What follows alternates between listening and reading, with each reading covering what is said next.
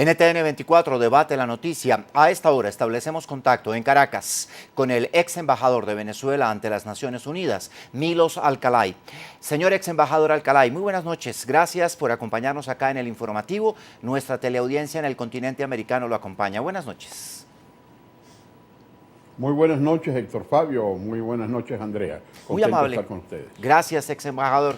Primero quería preguntarle, ¿le da usted crédito a esta noticia? ¿Es posible que Bashar al-Assad termine en Venezuela? Y en segundo lugar, ¿por qué cree que escogería a un país de América Latina o en particular a Venezuela? Bueno, yo comenzaría antes de eso señalando que varias autoridades internacionales han señalado que la solución de ese genocidio, de ese drama que vive y que acabamos de ver en la nota que acaban de presentar, es saliendo de Bashar al-Assad. No puede haber una solución pacífica en Siria mientras Bashar al-Assad esté al frente del gobierno. Y hay varios países árabes que se han ofrecido y varios países europeos para salir de esa crisis. Esa es la primera constatación, a pesar de que algunos creen que no debe salir a un asilo, sino que debe cumplir ante el Tribunal Penal Internacional, es lo que acaba de decir el secretario general de la ONU, Ban Ki-moon.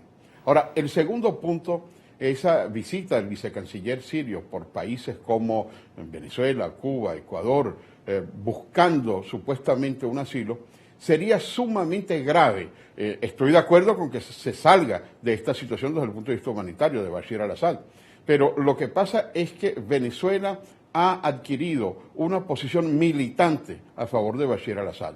Las intervenciones del embajador Jorge Valero de Naciones Unidas son de una incondicionalidad con Bashar al-Assad. No es una solución. Hemos visto en América Latina algunos dictadores como Stroessner, que terminó su vida en Brasilia, pero con una permanencia muy discreta, o Baby Doc, que fue a Francia y no se escuchaba de él, o el mismo Idi Amin Dada, que salió de Uganda y terminó muriendo en Arabia Saudita, pero no fue recibido. La preocupación de aliados absolutamente antinatura, como los del ALBA, de recibir a Bashar al-Assad como una especie de héroe, y una relación sería una provocación a nivel internacional no aceptable. De manera que yo creo que si hay que buscar una solución hay que hablar con los países árabes, en primer lugar, con la Liga Árabe. Hay que ver las situaciones a nivel del Consejo de Seguridad y del secretario general Ban Ki-moon, pero no de buscar una salida victoriosa en países aliados como los países del ALBA, porque en vez de una solución sería una situación grave, sobre todo con esta escalada violenta que ha afectado a países vecinos, como el caso de Turquía, sí, la utilización de armas químicas o la amenaza de utilización. Gracias. Usted dice que Venezuela ha adoptado una posición militante respecto al tema.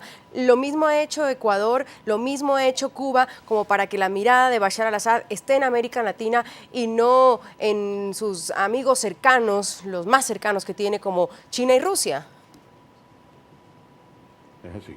Es así porque en China y Rusia, si hay un acuerdo, ambos son miembros del Consejo de Seguridad, y ellos no permitirían que el señor Bashar al-Assad se paseara por Moscú o por Beijing utilizando como una plataforma política. Hemos visto en el caso de Zelaya, en la Embajada de Brasil, eso es una mancha para la diplomacia brasileña, la forma como utilizó esa plataforma para arengar posiciones políticas. Una presencia de Bashar al-Assad en Venezuela, en Ecuador o en Cuba sería algo parecido, sería una especie de llegada triunfal, y eso no sería una solución, sino que hay que salir de Bashar al-Assad, pero en donde pueda estar de manera muy discreta y no en países aliados como los que usted menciona. Embajador Alcalay, usted ya mencionó la molestia de Ban Ki-moon, que la hizo expresa, pero Venezuela adicionalmente acaba de entrar a la Comisión de Derechos Humanos. ¿Cómo deja eso a Venezuela como miembro de la comisión más importante de derechos humanos ante el mundo y ofreciéndole asilo a Bashar al-Assad?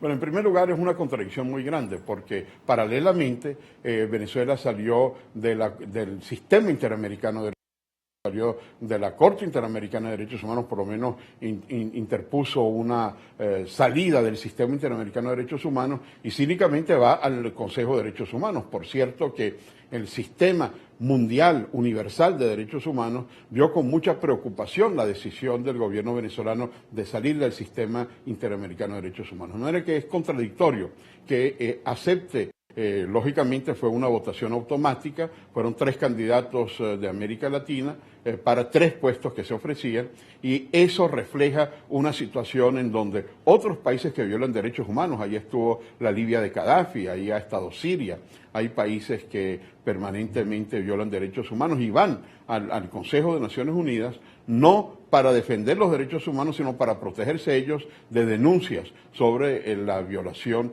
de derechos humanos que se ejerce en esos respectivos países. De manera que esta posición en el Consejo no es que sea una defensa de los derechos humanos de Siria, sino más bien una forma en la cual se le daría cobija a un genocida, a un hombre que más bien debería, en vez de venir a Caracas, a La Habana o a Quito, debería ir más bien a La Haya a responder ante los crímenes de lesa humanidad que ha estado imponiéndole a su pueblo. Ahora, una cuestión, ex embajador, es pedir el asilo, entregar estas cartas por parte del viceministro sirio. Otra cosa también es tener una posición militante, como lo hemos hablado en esta entrevista. Pero vamos más allá. ¿Usted sí cree que el presidente de Venezuela, Hugo Chávez, se arriesgaría a tomar una decisión de darle asilo a Bashar al-Assad? Mira, en el caso de Gaddafi hubo una expresa invitación al señor Gaddafi para que viniera a Venezuela, una situación muy parecida, en momentos en que Gaddafi había no solamente sido condenado por el Consejo de Seguridad en su totalidad, en momentos en que la comunidad internacional lo había rechazado.